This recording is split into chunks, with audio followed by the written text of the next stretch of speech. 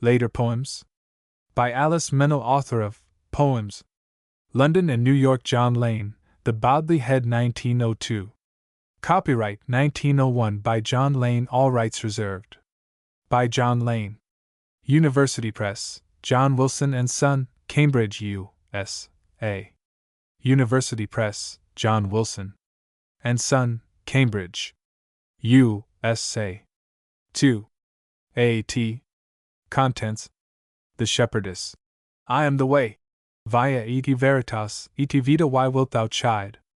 The Lady Poverty, the fold cradle song at twilight, the roaring frost parentage, the modern mother west wind in winter, November blue chimes, unto us a son is given, a dead harvest, the two poets, a poet's wife, veneration of images at night. The Shepherdess.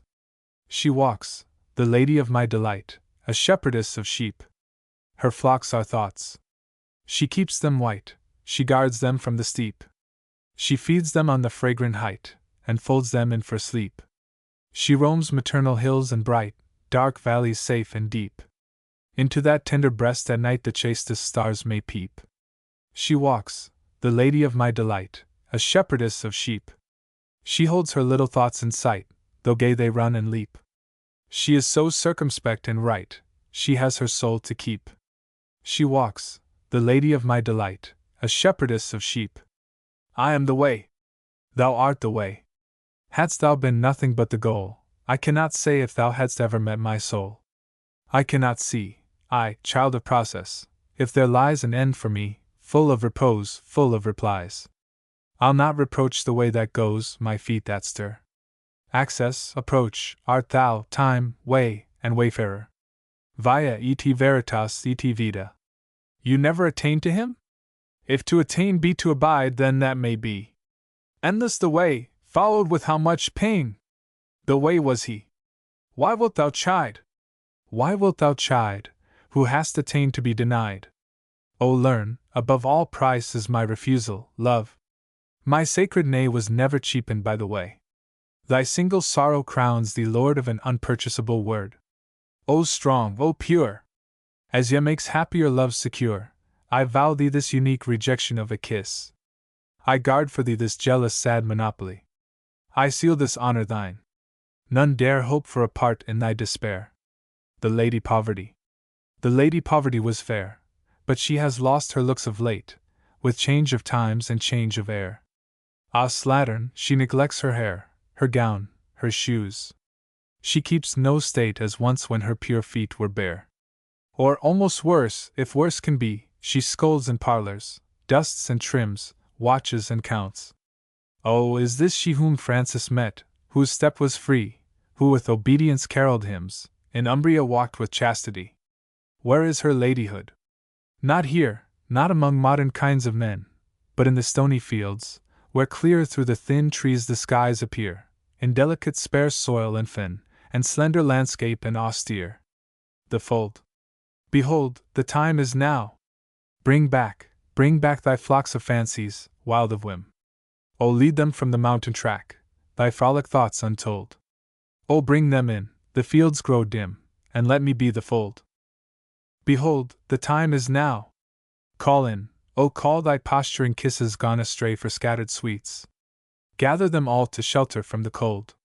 Throng them together, close and gay, and let me be the fold.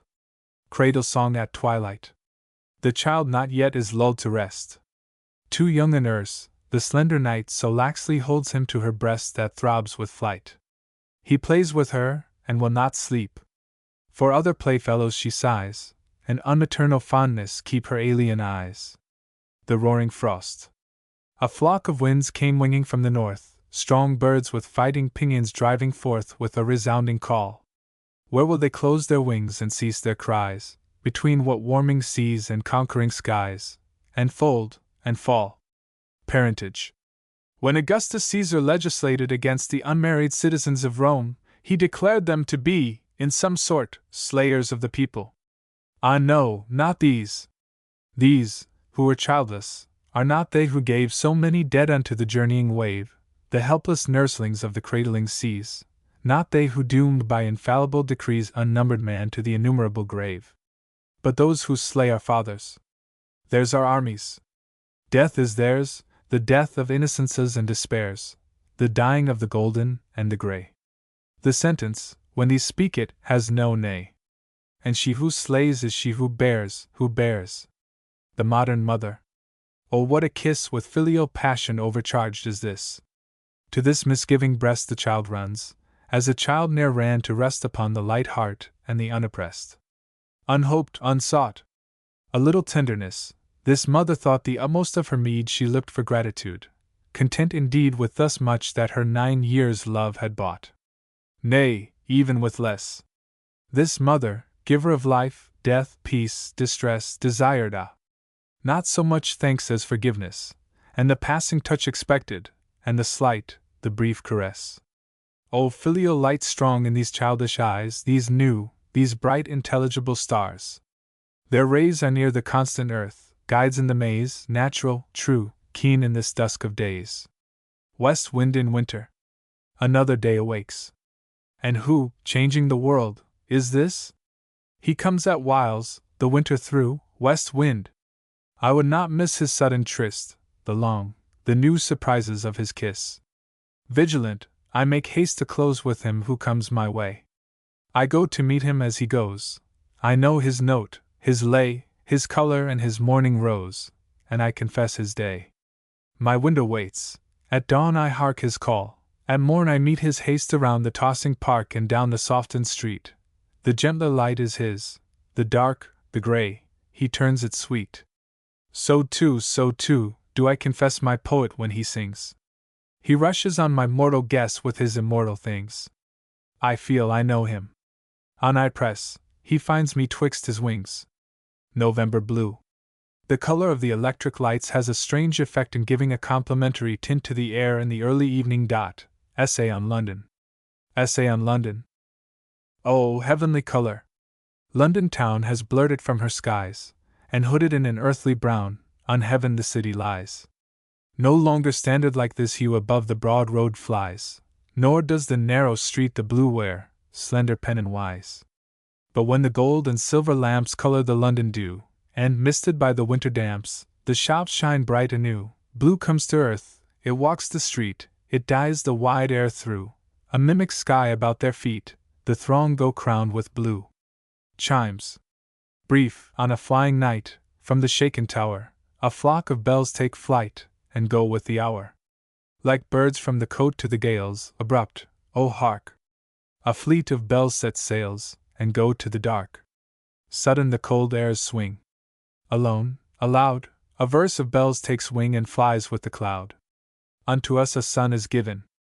Given, not lent, and not withdrawn, once sent, this infant of mankind, this one, is still the little welcome son. New every year, new born and newly dear, he comes with tidings and a song, the age is long, the age is long. Even as the cold keen winter grows not old, as childhood is so fresh, foreseen, and spring in the familiar green. Sudden as sweet come the expected feet. All joy is young, and new all art, and he, too, whom we have by heart. A dead harvest, in Kensington Gardens. Along the graceless grass of town they rake the rows of red and brown, dead leaves, unlike the rows of hay, delicate, either gold nor gray, raked long ago and far away. A narrow silence in the park, between the lights a narrow dark. One street rolls on the north, and one, muffled, upon the south doth run. Amid the mist the work is done. A futile crop, for it the fire smoulders, and for a stack, a pyre. So go the town's lives on the breeze, even as the sheddings of the trees, bosom nor barn is filled with ease. The two poets. Whose is the speech that moves the voices of this lonely beach? Out of the long west did this wild wind come, oh strong and silent.